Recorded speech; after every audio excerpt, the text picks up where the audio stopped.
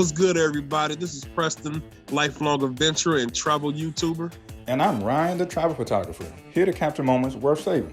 And this is Adventures with Pictures podcast, bringing all those travel tips, horror stories, and just all-around travel experiences. This is your podcast to soften those travel blues every Tuesday at 9 p.m. Eastern. Now let's get started and hear from our guest today. Hey, what's going on, everybody? This is Mr. Travels, and I got my best friend, young Ryan, in the building. What's going on, folks?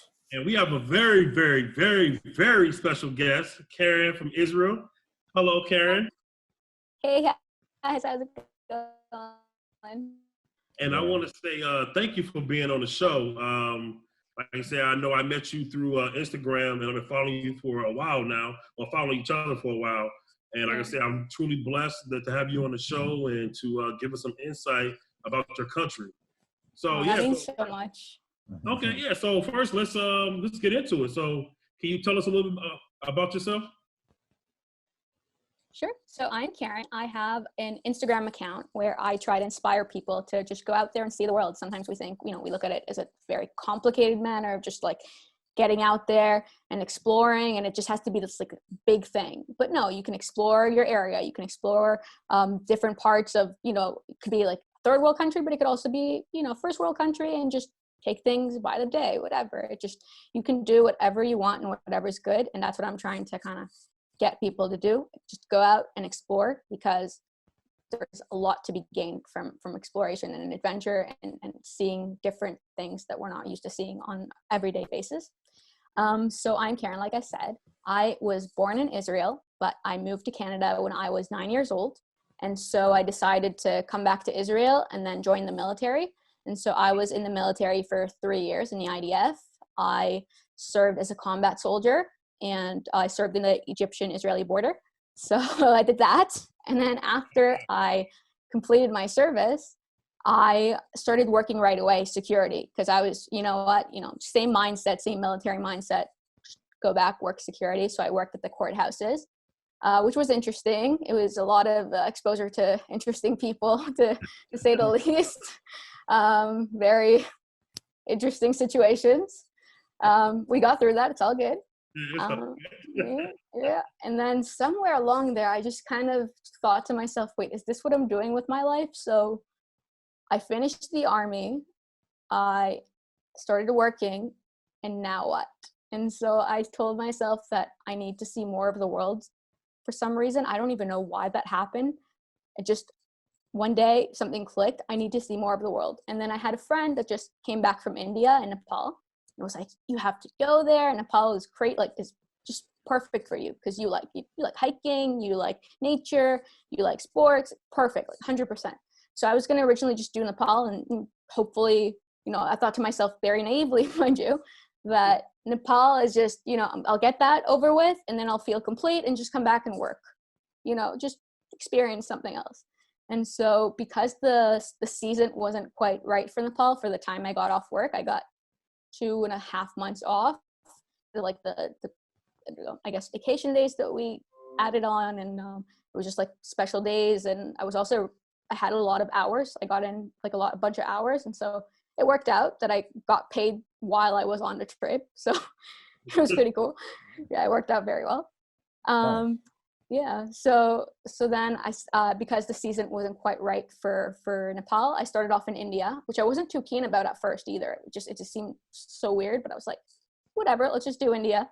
And that opened up my whole world pretty much, because when you're in India, you're exposed to everything. You're exposed to, poverty, and you're exposed to just very harsh living conditions, but you're also exposed to people that are just happy being where they are. And these, I used to look at them with like, it broke my heart to see people living in these situations. But at the same time, I realized these guys smile more often than I do. It's crazy how happy they are with what they have. And this is something that I am going to be learning from them, as I go with my trip. And so that's not to say this trip was perfect and everything worked out and it was great. And, I never cried, and I never just like second guessed myself and being like, maybe I should continue on with the trip, or just leave leave and go back home. That's not to say I didn't have these thoughts at all, because it was hard. Mm-hmm. But at the same time, it really, really opened up my world to just new cultures and just realizing that things aren't the same where you are. And so I lived in Canada before. That's a very multicultural country. And so, you know, in my naive view and kind of, I guess, childish mindset, I told myself, all right, I've been, you know, I experienced multiculturalism. I've experienced just meeting different people. I'm fine. Like, I'm good. And not, you know, there's other things I should focus on. But, you know, the more I met people, the more I realized that, no, there's so much more to learn around the world. And the more you get exposed to these things, the better person you essentially become. And so that kind of got me started on this journey. And so, you know, in Nepal also, I kind of continued on with this mindset, and it was just phenomenal. Really, everything, you know, it was, again, it didn't work out perfectly. And some, you know, I wanted to do certain attractions that didn't work out, whatever. But this kind of eased me into the mindset of just like realizing that it's not always going to work out the way you want it, but just go with the flow. Just keep going. Because if you just stop and just get angry at things, that's not going to help in any way at all. You just need to keep going for the sake of experiencing more thrills and more, I guess, just new experiences, really. So that started off my journey. I came back, I, you know, applied for school, and throughout school, I also got to, you know, during breaks and things like that, traveled mostly to Europe, but also to Canada and the States a little bit. Canada didn't really do like a lot of adventurous stuff because I was on a delegation, but, you know, got to travel around Europe and got to travel around the US, which is amazing. And I still have so much more of the US to see. But yeah, and then just finished my master's. And also, like you, I hoped to start traveling this year more seriously and really get things going. But, you know, there are other plans. Yeah, exactly. I like what you had to say about, which I think, I'm not going to say it's missing in a lot of people, but I do think that some people, it's missing. You know, I like how you have an optimistic mindset of, hey, you know, it's so easy to get discouraged and then just change your mind and just kind of, you know, regress back to square one whenever, you know, you're going through something. So I like the fact that you, you know, like, yeah, if something is frustrating you or discouraging you, you know, in your case, don't let that stop you from seeing the world. You know, I think that could be, my point of bringing that up is I think that could be used in a lot of different avenues, you know, whether you're starting a business, whether, you know, you want to go back to school to get your master's, just whatever you're going through. Just because you go through maybe one or two, who knows, just because you go through a few obstacles doesn't mean you should give up and just like, you know what, I tried, I'm gonna just go back to square one. So big up for you for that. I appreciate that. Thanks. Yeah. And that's not to say I'm not guilty of that, right? I have days and phases and even like weeks and months of just being like, what am I doing? Why am I doing this? Why is it even worth it? And it's not, again, I'm not perfect in any way, and I'm not as a motivational coach or whatever, but I've just, you know, you got more to lose from this pessimistic mindset than you would of being optimistic. Forward to, you know, I said, Ryan and I, we've been best friends for 20 years, but now we got something more that we could talk about, that we created a new bond. Like, hey man, we do this podcast. We actually have meetings. We talk a lot more than we would normally probably talk just because we're friends anyway. But yeah, it's been an amazing journey. I got to meet you. So, and it's so crazy because like I said, like my wife is the one that get me to do all this.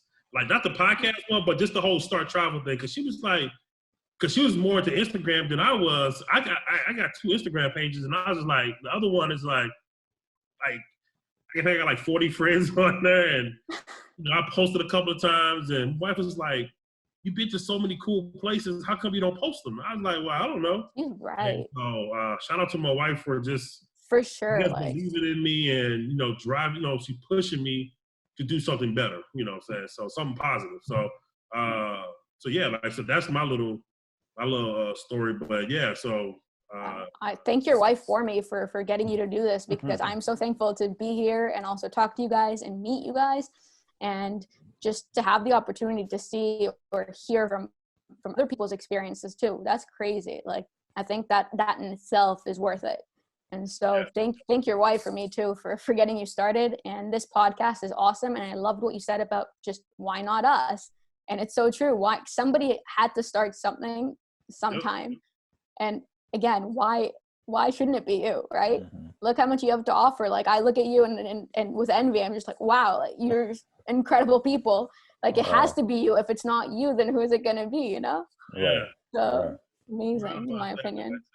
And that's why I try to, I have a much more rosier outlook on things now. Than, like I said, I have kids, we have children together, so I definitely want to pass that vibe to them. Why not you? You don't always have to work for somebody else. I just try to give them all the tools that I didn't necessarily have when I was coming up. You know, when I was coming up, it was traveling. Man, you might just go get you a job and be thankful that you can pay your own bills or something like that. So, because I said, my first time going out the country was to go to Iraq. That was my first time out the country, was to go to war. And, you know, it was a scary thing because I've never been outside the country, let alone go to war or something like that. Right. So, and that came with a lot of experiences. And so, yeah, it's just, ever since then, I just caught the travel bug, and I just want to see the world. I want to see the world. I want to entertain people. I love to make new friends. You know, just the whole night, you know, just the whole shebang, as they say. So that's amazing. Right, so, I love that. Yeah, you're my kind of like, you guys are my kind of people, seriously. And like, there's no way to meet people if you don't, you know, just open your mind up and see the world and just kind of, again, be open to these new experiences. You know, at first I was like, why should I even post on Instagram? Like, I like my privacy. I'm very private. I'm even like an introvert. A lot of people don't believe me when I say that, but I'm good with myself. But again, you miss out on so much when you don't try and just give things a shot, right? So, and also, you know, just gotta do it sometimes. Just go. Just got to. Yeah, go. I know I'll be on Ryan's back. I was like, Ryan, how come you didn't do this? Ryan, how come you do that? I was like, I mean, it was all in good humor, but it was just, I know Ryan, like myself, has the potential to do something great, you know, outside of what our regular 9-to-5s are, you know, but this, on Ryan's talent, I've seen Ryan's talent firsthand. Like I said, like, he literally in one afternoon was like, this is how you edit. This is how you add overlays to, you know, Adobe and all this stuff. And I'm looking at him like, man, you probably should be, you know, teaching this teaching it to somebody. You should be getting paid for this, man, because you literally, you know, people charge so much money to do this. And he just did it on a whim, like, oh, yeah, man, I just, you know, whatever. Yeah. This guy's diabolical. This guy's a genius. So, Appreciate yeah, like, yeah, I love his talent. I love, you know, like I said, he pushes me to as well. So I'm trying to make him accountable. He makes me accountable. And like I said, we just grow this thing. And but yeah, like I said, but back to your story, that was awesome. You did a whole lot more than I would have expected. I was like, man, she's really a warrior. Right. That's good stuff, though, man. Like I said, and from one veteran to another, like, I'm sure people, thank you for your service. Thank you for your service, really. You know, we look at, American soldiers. I still have that, like, the straight, like, I look up, I just, like, this is how, like, military minded I am. I had to look at myself and just make sure I was, like, on my brow and that my hand was straight. Yes. Like, I'd be so scared not to do that. Like, this is crazy. I finished the military, like, I started the military 10 years ago. It's been like 7 years since I completed my service. And still that's like in your mindset, crazy. Like, I'm telling you, they do a good job, I guess. Hey, once you've been a soldier or in any branch of the military, it's in you forever.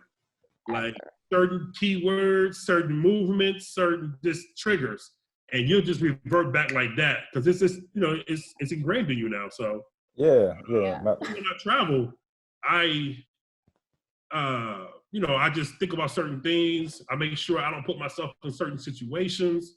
You know, just stuff like that. So, like my wife, she's not been in the military, so she's very civilian-like when it comes to certain things. So she's like very like, oh, let's just go do this. And I'll be like, nah, Let's slow take it down. out. It's dangerous. And so sometimes, so she's catching. But I like that you balance each other out, right? Yeah. Oh yeah. I gotta make sure I keep my wife safe. Yeah. Because I know her first time, not really her first time out the country, but her real first time, like when we went to Germany, and we was walking around like Berlin, and people was asking for like names, like first names, last name, phone numbers, donations. And I had to tell my wife, she was about to put a whole first name and last. I'm looking at her like, what you doing? And I was like, oh no. And then actually I had to explain to her like, yo, this is how people get scammed or how people get pickpocketed as far as, you know, the misdirection and stuff. Mm-hmm. I just had to explain it to her, but like she caught on a lot now. So, like I said, she lived in Europe with me for 3 years, so she experienced a lot too. So, so let's talk about Israel. Sure. So, I've been wanting to go to Israel probably for the last, let's say, 7 years. I haven't made my way over there, but actually, it's on my radar. It's like definitely on my bucket list. People think I'm weird for this, but I have a world bucket list. Like I literally looked at a map one day and I looked at every single country and every city that I want to go to. I mean, it's on a very extensive, and then as I go to them, you know, I just check them off, whatever. And I updated, you know, anytime I travel. So I haven't really been anywhere this year because of COVID. I only got to go to Brazil back in February. But like literally, I'm checking mark. I'm like, hey, I've been there. So I have a long list I'm trying to exhaust before I die, as you know. So, but for Israel, yeah. So growing up in Israel, so how was that? I was here from, you know, when I was born until the age of 9, and it was a pretty strange time because I was born in, you know, the end of '89, and so I lived throughout the '90s in Israel, which was a pretty scary time. And I was also born in Jerusalem, and so I lived throughout the, you know, all the terrorist attacks and the explosions and things like that. And so I think, you know, it's fine when I talk about it. I feel like a lot of people think that, you know, I'm just like this war child, or no, like I had a good childhood. It's fine, like it's good. But when I moved to Canada, I realized that not everybody lived that way. So so it's kind of strange. Or it was kind of strange. Now I realize, you know, that's just what life is. But it also kind of made me more resilient and just like, I guess, be used to dealing with conflict in general. No, that's not to say I dealt with conflict every single day of my life. It's just these like little pinpoint moments, you know, that you have like when you think back on your childhood and you think what shaped you. And so it could even be just like hearing that there was a terrorist attack, and that's just kind of like stuck in my mind every now and then.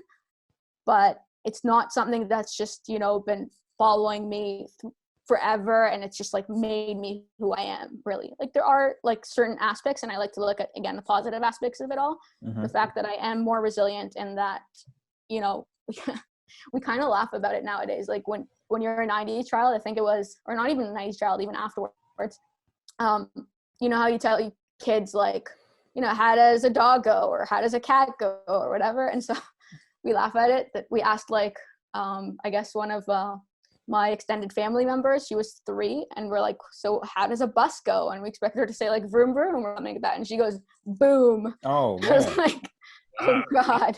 Jeez. Oh god. Like it's funny, but at the same time, like, okay, you have a weird childhood, let's stop this like right now. This is not.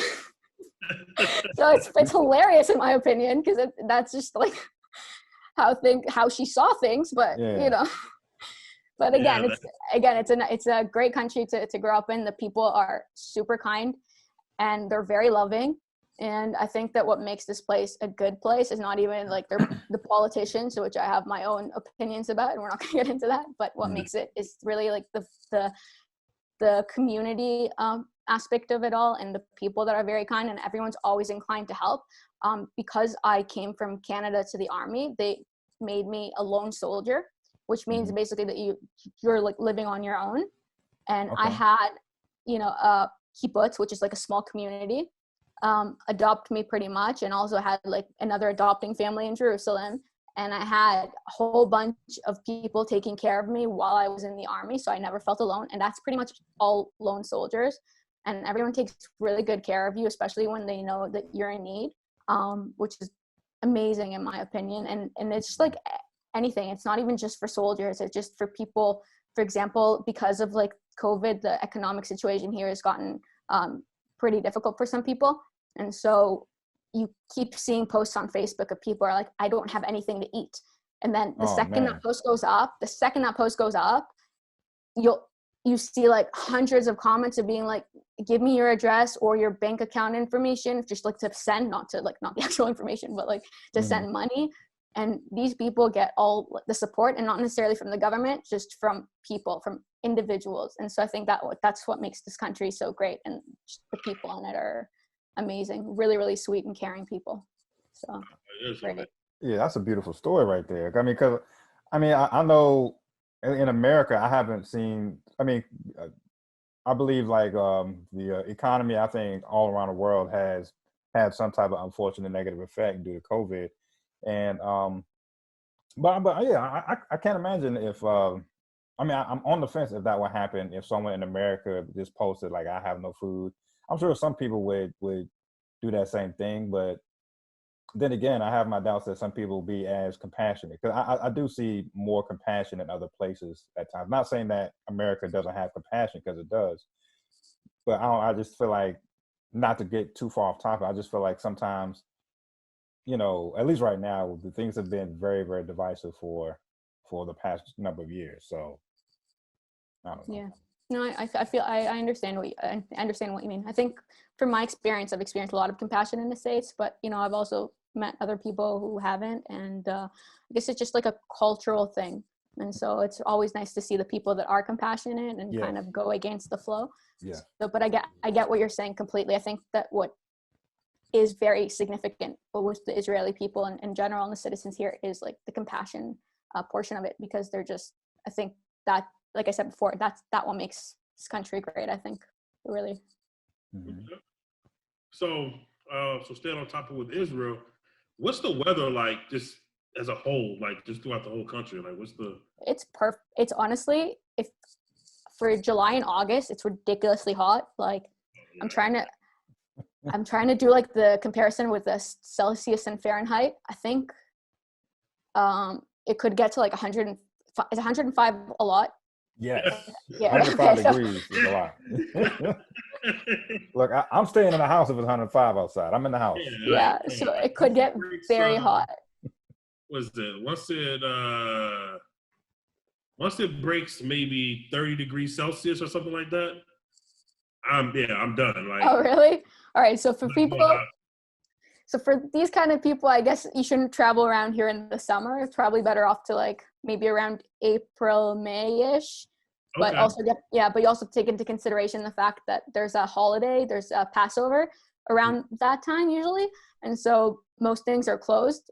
So that's also something to take into consideration, because we also have a ton of holidays. And so things change here in terms of like opening hours and things like that all the time.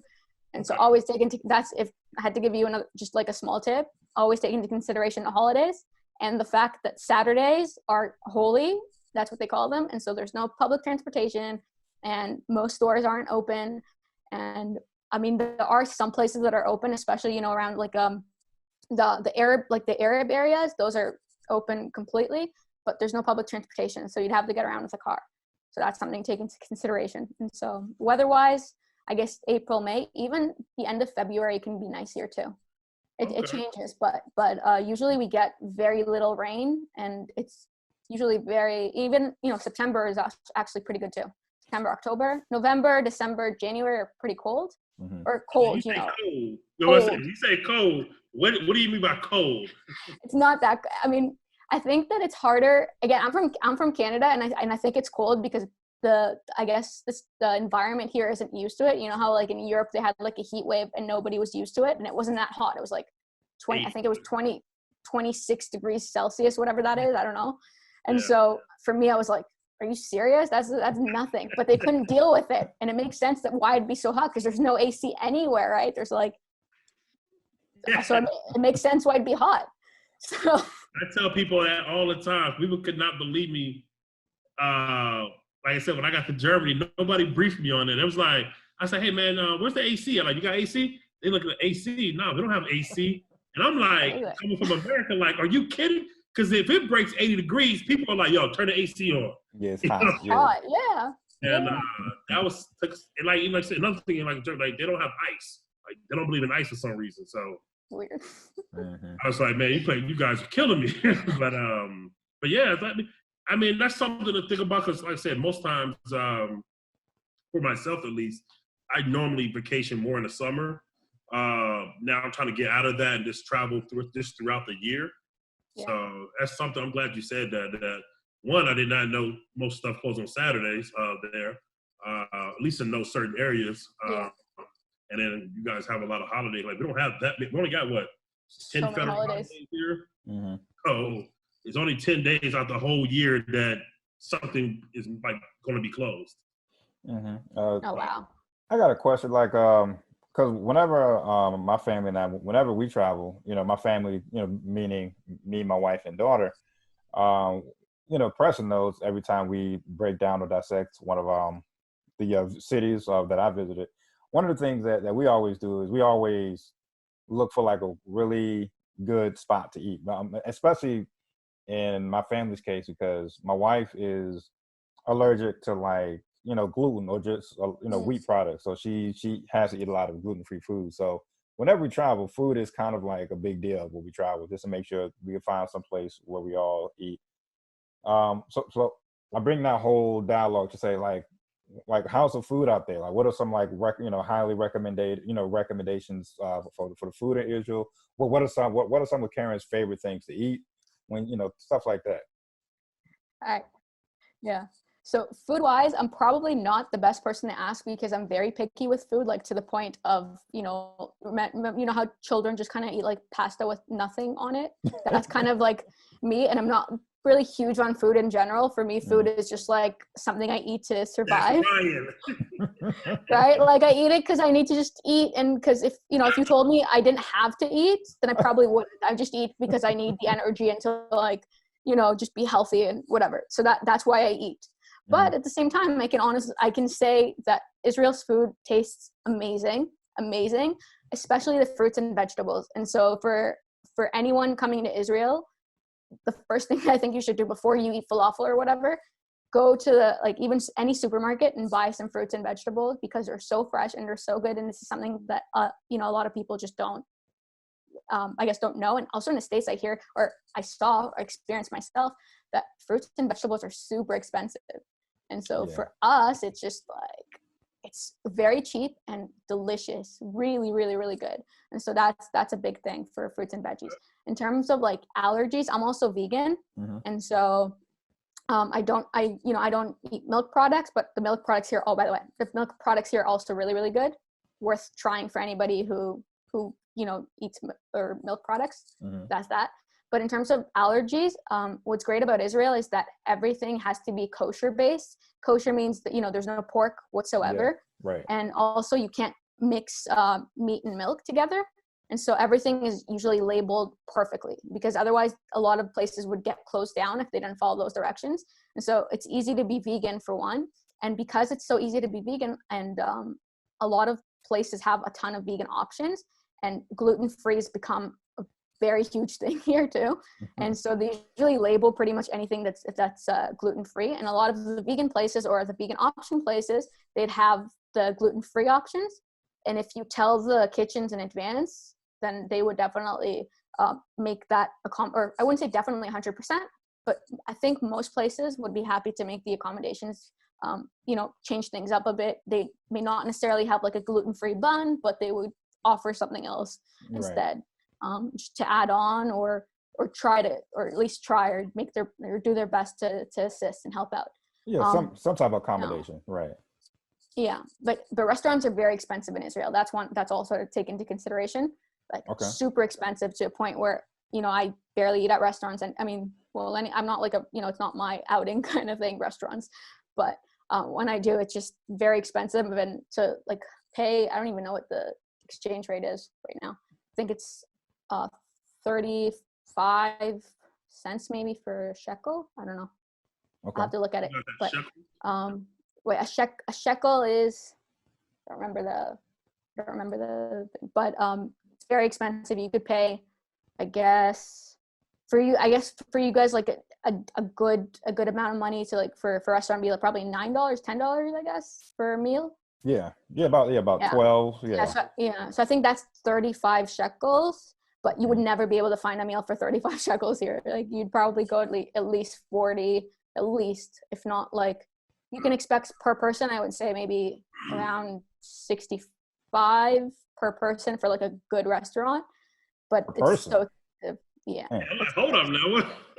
But you know what? Not dollars, shekels, but still, Okay. still very That expensive. sounds like about what, $20-some, I guess, 20 something. It's very expensive. Shoot, It's crazy. Yeah, I'm not sure if Karen. Well, you've been to the States, so I'm sure you're probably familiar with. Like, so I mean, I kind of makes sense. Think about this person. Like, Five Guys were my favorite spots, but but that's like $20. That's like a $20 meal for one person. Oh yeah, because I'm glad you said that. I had Five Guys today, sir. Me and the wife. We just because, like I said, we're celebrating the anniversary this whole weekend, so we just kind of doing things here and there. It's like $40 sometimes. Bro, I'm trying to tell. We spent like one burger was like $10. Just the burger was like, the burger was like $10. Fries were like $5. Mm-hmm. So now you're at $15. So now you got to wash it down with something. Yeah. My wife wanted a milkshake. And it was like $5. It was like $5. So it was like $20 per person. You could get a milkshake here for $10. Like, and it's like a fruit shake. I'd say it probably cost you. I bought ice cream like when I was in Eilat. I was a couple weeks ago in Eilat, which is like we'll talk about that in a bit, but it was 25 shekels for like a small, I mean, it was pretty big, but it was like 25 shekels for an ice cream. That's just like unheard of. You'd probably buy a cone in the States for $1 or something, right? It's not like in Vegas, it was $3.50 and I was like going nuts, right? It's just not okay. My wife, she thinks I'm crazy, but I'd be like, every single day, I just look at, even though right now I know I physically can't travel, just due to the restrictions that are placed upon me. Yeah. And I literally just was just like, okay, well, how much would it cost if I wanted to leave tomorrow? Or I want to leave next week? And it's like super expensive to get to Israel. And I'm like, you guys will come down on your price. Yeah. No, but Israel right now is closed off to all people without a citizenship. Even if let's say you're married to somebody that's not Israeli, you can come in, but your significant other and children can't. Like, that's how messed up it is. They're just not letting anyone in. So right now it's probably not the best, or you can't travel to Israel. But in general, I think that and also probably we talked about that. I think you should expect to spend money here, even if for like attractions and things like that. Everything is just more expensive because I don't know. I don't even know why. I'm trying to think of a good enough reason for it to be expensive. But at the same time, you can find just to kind of cut down on your budget. For example, a lot of people like to stay in like Jerusalem and Tel Aviv. And staying in those places, you're going to be spending a fortune just even for a hotel or anywhere, or even like an Airbnb would cost you a lot much. The thing about Israel, though, is that if you were to drive from north to south just without stopping, you could get through Israel in 6 hours. Okay. So it's that small. Right. So you can stay at like the smaller cities. Like I live in Herzliya, which is 15 minutes from Tel Aviv. And you can, there are a bunch of like Netanya and, near Ashdod, which is in the south. There's a bunch of smaller cities that you could probably find cheaper Airbnb places for, entire families. You probably spend maybe 3-4 days or even a week there for the same amount you'd pay for one night in Tel Aviv. So a good thing to consider is just staying outside of like the big cities, because that's going to cost you so much money. That's a tip right there for you if you were to want to cut down. I was thinking that's definitely the opposite of what I was thinking. I was like, man, I'm gonna stay in Tel Aviv. I'm gonna go to Jerusalem. I'm about to live it up. Now that you just said all that, I'm about to stay in the smallest city I can find And so how is it driving? Because like I never had rented a car before overseas. Like in Germany, I had a car because I had a German or a European driver's license, so I was able to just drive my own car. But you know, if I'm traveling somewhere, I've never had to like rent a car. Yeah. How is the driving out there? Is it people aren't, I mean, crazy drivers, but honestly, they're pretty crazy. It's not like driving in the States. When I drove in the States, I was like, wow, this is nice. This is very nice to just like, I feel like people are following the rules and it's not just a suggestion. Cause a lot of time in Israel, I feel like I have to like, just kind of think, you know, and maybe what the other person's going to be doing, kind of contemplate with myself whether or not they're going to be turning for absolutely no reason. Like, cause that's possible. That's happened to me before.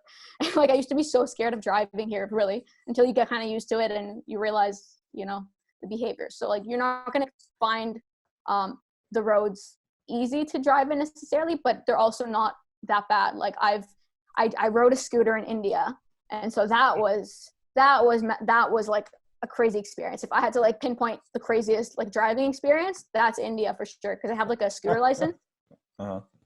India is the worst place you could possibly drive. Like and it's weird because you see this 10-year-old on like a huge motorcycle and I'm on this like scooter and he's like literally a 10-year-old, not even joking. He's a tiny child on a motorcycle by himself, just like not following any rules, just going whatever, doing his thing.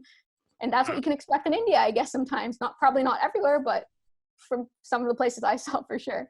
But in Israel, it's definitely not as extreme. And I think it's better to have a car than to rely on public transportation. And also cabs probably going to cost you a fortune as well. But if you have to rely on public transportation, then I guess downloading, like utilizing technology and downloading apps like Google Maps and also Move It, which is like an Israel. I think originally it was an Israeli app, but I think they might actually have. And it's cool because it shows you exactly when the bus is coming, like real time, and so you know what to expect. Even if the bus is late, then you don't have to like stand around waiting for bus that may or may not come. Mm-hmm. And so it's good to utilize technology for these things. So I would recommend to definitely have a car here. It'd probably make your life a whole lot easier, especially when you need to get around on Saturdays and on Fridays things close a little early too because of religion. Mm-hmm. So have a car, but there are options otherwise. There's some I guess they have these like weekend cabs. They're like these bigger minivans, I guess, that you can find, but they're not that reliable, I would say. And so car is your best bet for sure. Okay, that's good to know. So like, what do you okay, so you said a lot of things close early on Fridays or they close on Saturdays. What do the millennials do like for fun? Like, is there like, hey, it's Friday night.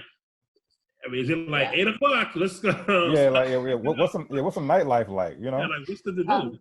Well, I'm not like I used to be in the nightlife, but not anymore at all. Or not even when I was. It probably wasn't that crazy anyway. I prefer outdoors. I'm not like a party person, mm-hmm. But for I guess for most people, the outings start really late. Like at 1 a.m. you start going out. So people usually just kind of hang out in their balconies for whatever. And when you're younger, you drink in the balcony, at someone's house, and then you go wherever to like a club or party or something. Yeah. So that's usually for like 20-year-olds, I guess. There's a bunch of like kibbutz parties and, all that stuff that people go to. But the other stuff, honestly, clubs, I wouldn't say they're that great. But again, that's my personal experience because I'm not like a huge party person. Okay. So what usually millennials do is probably go to bars. The bars are your best bet. Bars are fun. Bars, yeah. At the age now, with gray hairs, man, I can't be hanging around people that's, 21, 25. I'd be like, hey, get away from me. Yeah. But yeah, like I said, we, Ryan and I and stuff like that, we like bars every once in a while. Like a good bar, like a bar where we can sit and talk. Yeah. That's my kind of bar for sure. Yeah, like, I don't go in and be like, oh, let me dance. No, I'm not done. Them dancing days are over. Yeah. Because I know, like, say, like me and my wife went to Egypt a few years ago, and my best friend Earl came with us and his wife, and he was like, "Oh, are we going out?" I'm like, "Oh, absolutely not." I'm like, I am not going anywhere. And, You're tired. Just let me sleep. yeah, so we literally every single night we just went to the rooftop and looked at the pyramids every night, and we just enjoyed each other's company. So that's what we do now. You know, we're older, or whatever, like 40. So you know, that's what we do. Like, I like to have fun in a house. If I am going to drink, I like to drink in my house. I like to play cards and, you know, watch movies, listen to music, and just, you know, just enjoy each other's company. So Yeah. so for us, that's perfect. So Israel sounds good for that. For at least It's good. It's really good. Mm-hmm. You can go to the beach too. There's a bunch of bars like at the beach, and those are usually my favorite ones because they're like right on the beach, and you got really good food usually, like, you know, the finger food, but good quality food. So it's nice. Again, very expensive. Don't expect it to be cheap. Unless it's a kibbutz, which could be cheaper, but the kibbutz ones are usually like not in the heated area, like maybe down south or up north. You'll probably get better prices, but in the center, you can expect to spend a fortune. Probably $10 for like one bottle for beer. Yeah. Okay. What? It's very expensive. Yeah. I guess that's also why, you know, when the kids drink, they drink at home first, and then they just buy like one beer or whatever. Oh yeah. Because they're not going to be spending and drinking. Like nobody has money for that. Yeah, that's what we used to call the pregame before you go. Yeah. That's exactly what it is. That's exactly what it is. Yep. Like You got it. Game and have no game when you get there. Just be like, hey man, I did my drinking for the night. Yeah. You could also, I guess, buy a 6-pack and then just go chill at the beach or whatever, right? So that's going to be cheaper. You're going to go to the supermarket or whatever, grocery store, buy a 6-pack, and you're good. Yeah. You know, you don't have to necessarily sit and drink. I go to bars very rarely with friends, and I wouldn't like suggest it, and I wouldn't intentionally go because, you know, there's better things to do for me personally. But again, I'm very different in that sense. I'm not like party person at all. Yeah. Yeah, there's nothing wrong with that. So, like, okay, so which, like, coming to your country, which areas or cities or, you know, which one would you recommend? Like, I know you say stay outside of those major cities as far as like accommodations, like lodging, but when it comes to actually doing things, seeing things, what would you recommend? Like, I know you gotta give us all of it, but, you know, just the top excursions that you would think a person would enjoy. Definitely. So for me personally, my whole take on traveling in general is not to go see all these famous monuments and attractions and landmarks just because you absolutely have to, and because, you know, everyone says you do. You know, for me, you don't have to go see the Big Ben because everyone says, and because it's just like you're in London. There are probably other things that you can do while in London and not see the Big Ben and not waste time, or, you know, go see the castle or whatever, just for an example. And so for me, it's kind of hard to suggest like specific places. For me, it very much depends on what you like. And I think that's like, in general, when you travel, that's the first question you should be asking. What do I like to do, and what do I have an opportunity to do that I don't have while I'm at home? So like, that's just one thing, just to put it out there.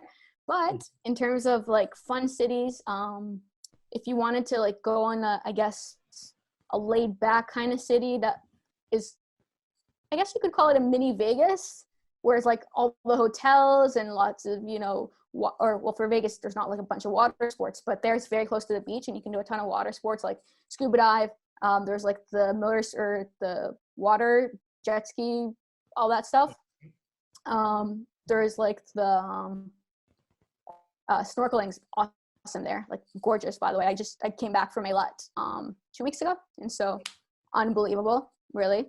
So I would recommend that for like a laid back vacation and also beach. And then there's also just like you can go swim with dolphins there, which is kind of, I mean, I guess it's kind of cool, but at the same time, you know, I'm like all SeaWorld stuff for me. It's not like I don't support that, but, you know, I respect that people, you know, that's what people do, is what they do, and it's totally fine. Like I'll never like give anybody a hard time for, you know, going to SeaWorld or whatever. Yeah. Your decisions, your life. But so there's that for Eilat. And I think that up north, around the Golan Heights area, there's a bunch of hikes that you can go on, a ton of hikes, which are awesome. In the south, again, I'm going back to the south, there is the Red Canyon, which I was just at a couple weeks ago, right after we were on our drive back from Eilat, and then we stopped by the Red Canyon, which actually looks like the Antelope, which is crazy. It's gorgeous there. I was so surprised that I never looked at it like that, but in 2018, I was in the States and I went to the Antelope and I was like mesmerized, and I was, and I've been to the Red Canyon before, and it didn't look, for me anyway at the time, it didn't look quite as, impressive. But after seeing the Antelope and being so like impressed with it, I came back home and I was like, whoa, this is actually pretty phenomenal. And it's not as jam-packed as the Antelope, right? There's like, we were there, alone pretty much. There were like 2 other people max, and they were on their way back. So it was awesome and just beautiful there. And you don't need like specialized tours like you do in the States, right? Because for there to walk that, you need like a tour or whatever. No, nothing. It doesn't even cost money. You just go. And that's another thing. A lot of the hikes here, nothing costs money. You don't have to have like a special pass or whatever. And there are hikes everywhere, like everywhere. In the Golan area, I would say in the south and the Red Canyon, which is, I guess if you were right near Eilat, it's really good. Okay. In terms of if you wanted to visit like landmarks and, religious marks, Jerusalem's really good for that. And also the north, because I think for Christianity, the Sea of Galilee, I'm Jewish, so I'm not 100%, I don't really know 100%, but I think the Sea of Galilee is very significant for Christianity. So there's that, which is, I think a lot of people really find that meaningful. And so there's that. So we went to the north, south, and I guess in central Israel, there's a bunch of, I guess, outdoors park where you can do like barbecues and things like that. But in terms of like the best hiking places, I'd say it's like very up north, very south. Those are probably the best. There's also in the south, there's Masada too, which is a very popular one. And I'm usually like not up for like all the popular places, but that one is fantastic. A lot of people go there for the sunrise, and it's just I'll probably post pictures of one of these days, but it's phenomenal. Like gorgeous sunrise is one of the best ones I've probably ever seen. Was there, or actually been there a couple of times, and it was always really good. So definitely worth it. Wow, that sounds amazing. Like I said, I need to, because I haven't been to the Antelope, but I've seen a lot of pictures, and that's actually on my bucket list for domestic travel, because I've been neglecting America when it comes to traveling for some reason. I just think I just take it for granted and just be like, oh, I'll get there, because it's home for me. So I'm so interested in seeing other countries and experiencing their culture and stuff like that, because I love to immerse myself in other people's cultures, because I'm not like a resort type of guy. I like to stay in like somebody's city or whatever and walk around and experience stuff like that. So all that what you just said, after we record this, I'm gonna write these places down. I'll give you more organized. I feel like I said it, but again, I think this is exactly like the reason, right? You take what you have at home for granted, and everything is just like goes by. Like, when I give recommendations, I just, whatever pops to my mind about Israel, I just, what I really enjoyed and stuck with me, I'll probably give it as a recommendation. Right. But I've definitely taken a lot for granted in my own country as well, right? Because it's always there in my view, it's always there. I can go whenever I want, and I rather just go somewhere I don't have the opportunity to always see.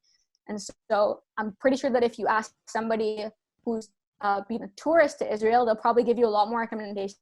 And I can also ask my friends who are tour guides if you want, like for the good spots. But again, I think you should figure out with yourself what you like and what you love to do. And then that way it's a lot easier to give recommendations as well, because you're going to experience and appreciate your journey and your adventure so much more when you do things you actually want, and not just like go see the Western Wall because it's the Western Wall, or go see, the Sea of Galilee because it's the Sea of Galilee, because it could just be like, your view, it could just look like a lake. And you've seen lakes before, and you've got way more impressive lakes than that. And it's just like kind of like a check mark type thing. And I mean, why should traveling be like a checklist, right? You should have a bucket list, and you should know what you want to see. but like checking off like these famous landmarks, I mean, they became famous because a lot of people started going to them. If you started going to, or if you started recommending a certain place, it'll become famous too, right? Yeah. So Yeah, I mean, you're right. yeah. I mean, I know like when I travel, we do like to hit the major landmarks, but then we also like to go off the beaten path a little bit. Yeah, love And that. so when I say like for me, when I travel, you know, the major landmarks is major landmarks, but then it's like we try to go off the beaten. Now, it depends on who I'm with. If I'm with my wife, I don't go too far left with it because I don't want to put her into something that she don't feel comfortable with doing.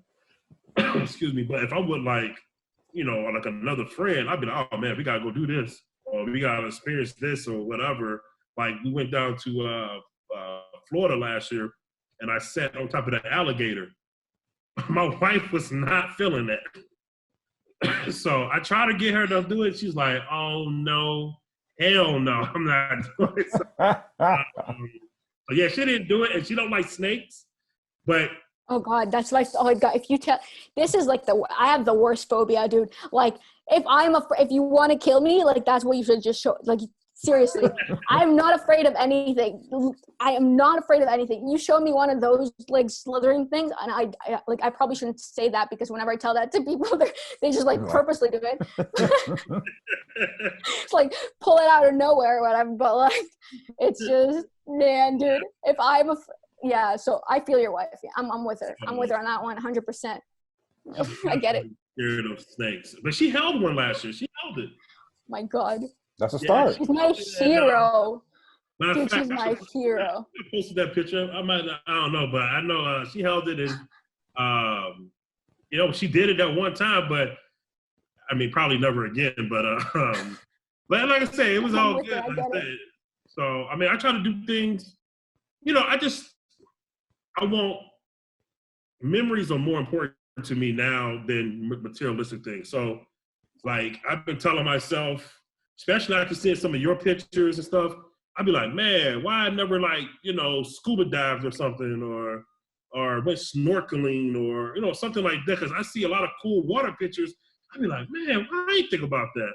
So now. And now that I got all this free time where I can't travel, I'm just thinking about more and more things that I need to incorporate, like the hiking, you know, the snorkeling, like any type of water type events and stuff like that. So that's definitely going to start coming down the pipeline. And I got my friend Ryan. He's going to teach me how to take pictures. Gotcha. Like I told you, he's a picture genius, and he was just like, "Oh man, you got to learn how to take pictures, and this is how you I'm take." excited to see your work. Ryan, I'm really excited to see your work. All right. Yeah, Ryan is good. You know, he got he got the the space shuttle type lens camera stuff. Like, I'm over here shooting with my cell phone, and he's like, "That's all you got, the cell phone?" Hey, that's all I got. And he just be like, "Oh man, camera this." So I actually budgeting for a camera right now, and I mean, it's not gonna be as nice as his because I got to I got to work my way up. But I think no matter what you have, it's all about, like I said, the composition, the angles, and stuff like that. So that's what I'm learning right now. And stuff like also that. editing. Editing is I took most of my India photos with an iPhone 4S, and editing today just makes your pictures like significantly more like better. Yeah. Pretty much. Mm-hmm. And if you learn how to edit properly, which I'm still working on, and I have, I met, what did you say? I'm not saying you met who? Oh, I met just a bunch of friends on Instagram who, again, they taught me how to edit like these little things. I have 2 friends, it's kind of like you guys actually. I have 2 friends, Steve and Allie, and we get together once a week, every other Saturday or Sunday, and we kind of discuss goals that we want for our accounts and what we have planned for the week. And again, it's just holding each other accountable for things. And so Allie's like an amazing writer, and she's really good at that. And Steve is an incredible photographer, and he's helped me edit a few photos of my own, and also has this like his own presets that he sent me that make my pictures incredible. And Mhm. so it's also, yeah, they pop, dude. They're like, you know what? I'll send you afterwards. I'll show you like original as opposed to, Yeah. you know, the edited version, and you'll see Okay. how crazy good they are. Mhm. Really, and you can get even photos from. I tried one of the edits on iPhone 3S, you know, which was terrible or for now it's terrible quality, but Yeah. it made it so much better. And so editing is really big with photos as well, and specifically for like an Instagram feed, you have to make your photos pop. And I also, you know, I'll say right there, like up front, I edit my photos because I want them to pop. I want people, like, my message and my mission is so important to me that I prefer to like make my feed more aesthetic so people stop and view it, as opposed to just like showing things how they are. And if anybody ever wants to see like the original photo, they're more than welcome to DM me, and I'll send them the original photo like with the perfect correct colors, and so that you get to see. But again, even the camera is not able to capture the colors as they are, so sometimes you have to edit these pictures. Absolutely. Yeah. Just like what you said, like 100% of the photos that I do shoot, I'll take them to either Photoshop, and just, you know, touch them up a little bit and enhance some things here, maybe put some vibrance to some colors. I have Lightroom, but I'm not too. I'm still learning how to use Lightroom. I'm more familiar with the Photoshop thing. But I'm looking at your Instagram account right now, and and just like you said, all your pictures pop, like the grass and the green. That makes me so happy. Yeah. And I use Lightroom. I use Lightroom. Okay, I see. I got to pick your brain about Lightroom then. See? But dude, like, I use all apps. Like, I have, you know, there's like just all these apps pretty much. Okay. Just I like Mextures. I like Snapseed, which is free. I like PicsArt. This one is really good for removing my pimple that I have in the middle of my forehead every now and then. So I use that, and you know what? And it works. And that's another thing. You can just take an iPhone and learn how to use these softwares on your own, pretty much. Or even if you, I don't know, some people buy I don't know, you know, what people do. I just do like my thing. I just learn things on my own usually. Okay. And also I'm lucky to have, you know, people like Steve and Allie that have their own kind of set of skills to help me out. And also another friend that I met, her name is Stav, and she's like she has an amazing like knack for composition. And so, you know, I learn just from people and try to teach what I can. So I'll definitely happy to help you out and do whatever it takes. Yeah. Okay. Again, you don't need like a big camera or necessarily. I mean, it's great that you have it. It's so great that you have it, and your pictures are going to be probably a lot better than most people. But I think that just to start off, like you said, Preston, to start off, it's great that you just have something to start off with, even if it's just an iPhone or, you know, all these softwares that you can get like their free version and you can purchase. I've purchased a couple of them, you know, just to make like that investment because I needed it. And so far the investment's, you know, paying itself off, but sometimes it won't. You got to take that risk, and editing is like a big thing, I think, in this kind of world. Right, because when I look at your pictures on Instagram, I'm looking at it right now, and just like we said earlier, it's definitely popped.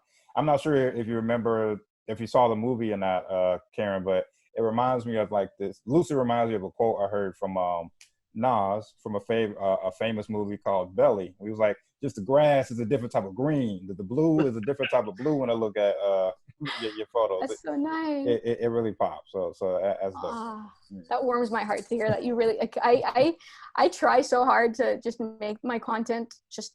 I mean, sometimes when you post pictures of yourself, you're just kind of like, why would people even want to see me in those places? Like, honestly, it's just me. If I just posted pictures of like landmarks and landscapes or whatever, like I feel like that might interest people more. But I think the fact that you incorporate yourself into Instagram just kind of makes it more relatable, as opposed to just having like your pictures, or it depends on what you're trying to get out of your account. But it just, I guess, makes it more relatable, and it just makes me so happy to hear that people resonate with, you know, with my content. Again, you know, you have all these days when you're kind of like, is this even good?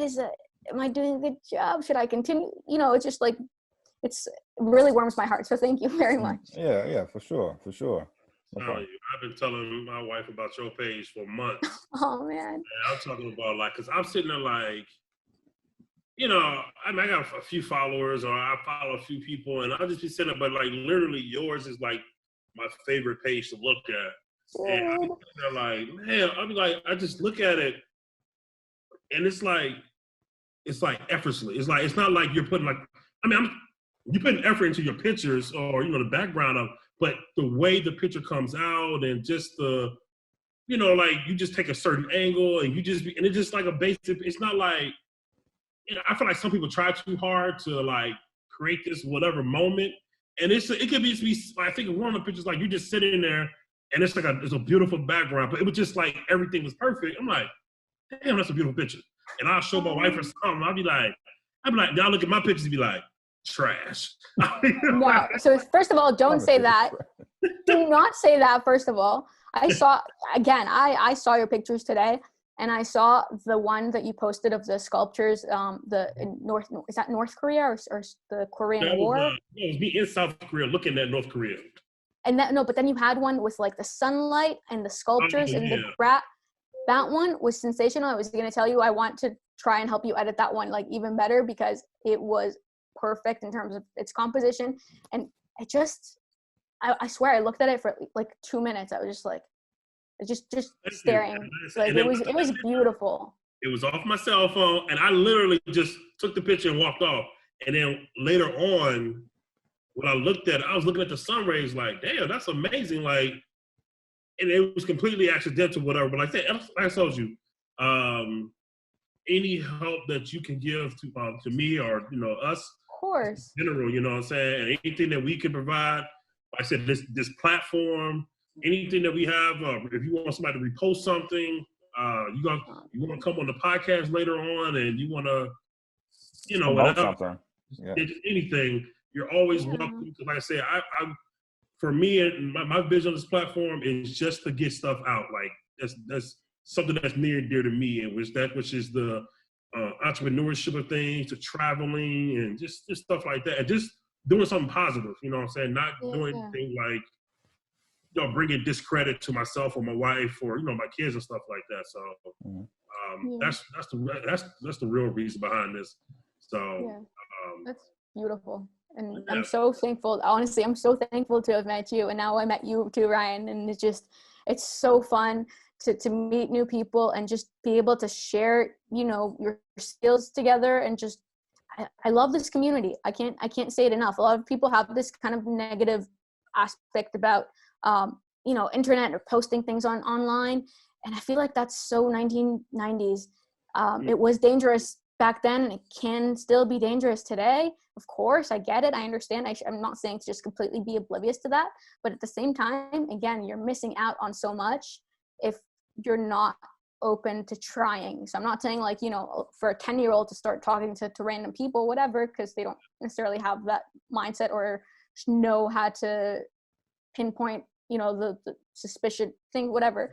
But there is so much to be gained from meeting people online and having these conversations and popping on videos, and that just kind of, I guess, that gives more trust with the audience, and it's so important. And so I think I told you guys a couple of times, I was so nervous to go on video. I was so nervous to come on this podcast, but for one, you guys made it so much easier. It's so much fun.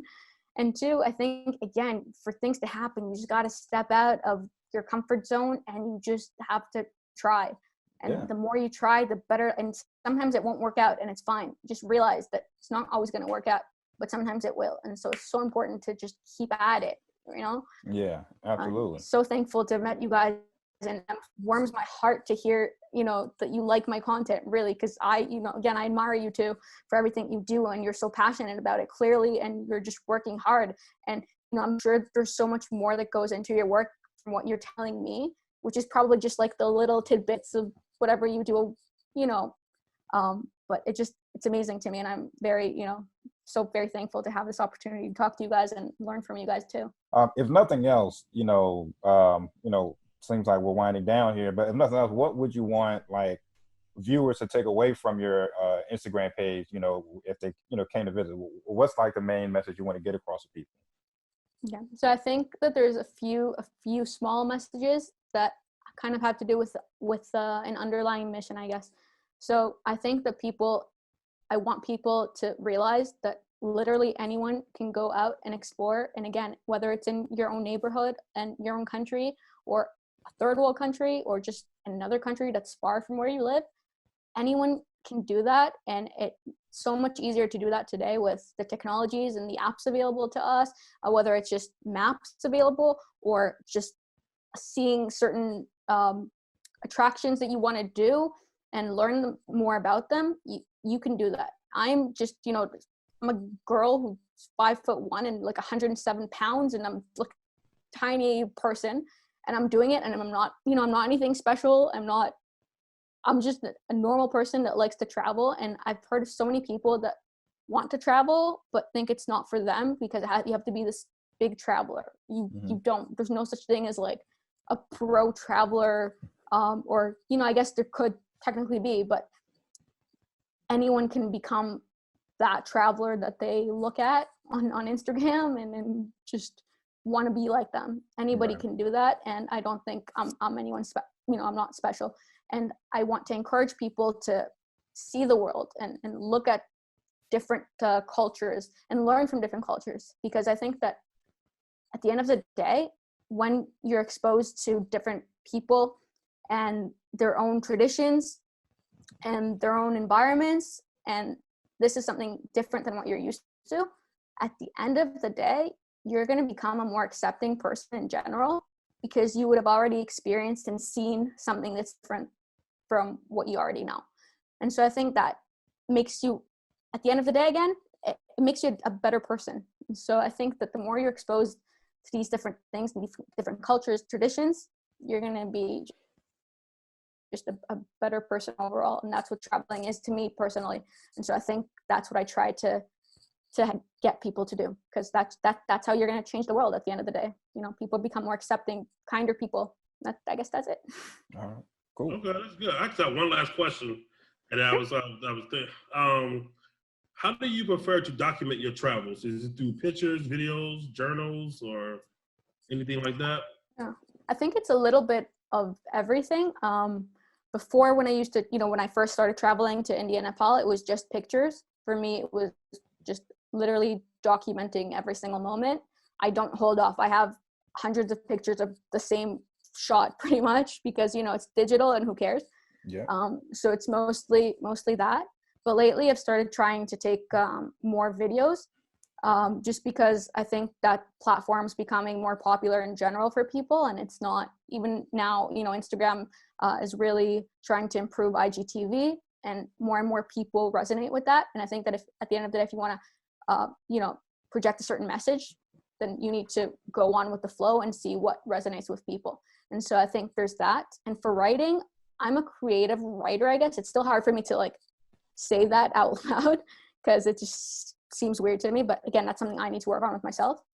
But I do a lot of creative writing, and I write whenever inspiration hits, and that's frequently too. So just a mix of everything for me documents the trip perfectly. I would say first it'd be pictures, then I guess writing and video would be together. But again, I'm working on just like buying I have this like Chinese version of a GoPro, and it's not working too well anymore. So I'm probably going to eventually save up and buy another one. But mix of everything. Cool. That's good, because like I said, I just bought me a GoPro to go to Brazil, and I think I had hours and hours of video, and on my YouTube channel, with the help of Ryan, he assisted me, and I like kind of shortened it down to like 20 minutes or whatever. Yeah. And I'm really going to start like just videotaping everything, like my experiences and just that initial reaction, stuff like that. And yeah, that's good stuff though. That's awesome. I learned a lot from this podcast today, this show today. And, I'm so inspired by you guys, really. So inspired. I love that. I love just your vibe and just how passionate you are to trying to make everything happen. And you're doing so much too. Again, I'm pretty sure that everything that you're just kind of telling me and like throwing out there just is hours worth of work. So I'm so inspired, and I'm so thankful to have been here and talk to you guys and learn from you. And I'm excited to just continue learning from you and keeping in touch and just like being there for each other. I love that. Thank you so much. We definitely appreciate you. And I know, we took up, some of your time today, because I know the time difference. Dude, I'm having fun. This is like, again, I don't drink. I'm having a great time. For me, it's an outing, right? Like, Okay. it's fun. Breath of fresh air. Once again, as Preston said, you are our very first guest that we both don't know, and thank you for, just helping us break that barrier with that. It was just funny. Like, it was just me and Preston were like, okay, man, we need an idea for a show, and I'd be like, well, my homeboy Jay from down south with the such and such, I could bring him on. So I'm glad we could just have someone. And I'm just wishing you well. And once again, you got a brand new follower on your IG. Yes. And much success to you. Thank you so much. Really, I can't thank you guys enough for just having me. And it was so much fun. And Preston knows how nervous I was. I kept telling him how freaked out I was about this. And I think even before I wrote him a message, I was like, if you need to be late, that's okay. I mean, I can do like the original hour, but if you need to be late, that's totally okay. Cause you're never going to have enough time to prepare. And like I told you, I wrote like 1,500 words of like recommendation or whatever. And I didn't even feel like I needed it. Cause I just felt like I was having a fun conversation with you guys. And so the fact that you could, like, I can't tell you how big it is, like, that you guys managed to make me feel so comfortable and so just like natural on here with you guys. And really, it's so much fun, and I'm so thankful to have met you, really. All right. Well, thank you. And we will be in touch soon. All right. Yeah. All right. Bye.